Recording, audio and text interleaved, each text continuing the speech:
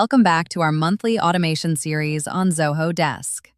In this series, we pick common use cases frequently discussed in the community and demonstrate how to implement them using Zoho Desk's automation capabilities. Today's topic: automatically deleting unwanted tickets based on rules. Are spam tickets cluttering your inbox? Are irrelevant submissions affecting your help desk reports? Unwanted tickets, whether promotional emails, bot submissions, or irrelevant queries, can distort SLA tracking, mislead reporting, and reduce agent productivity.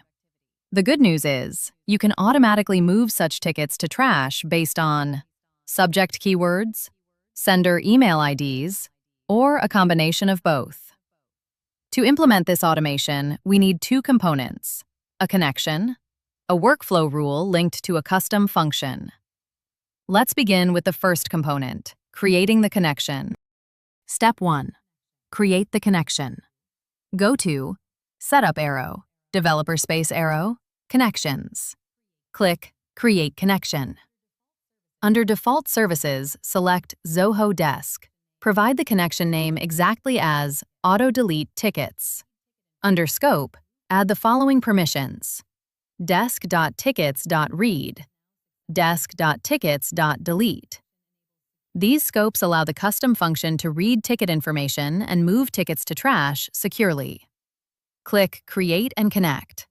Then click Connect and click Accept to authorize the connection. Your connection is now successfully created.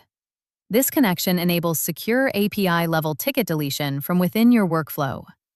In the next part, we will see how to configure the workflow rule and custom function to complete this automation. Every great solution starts with an idea.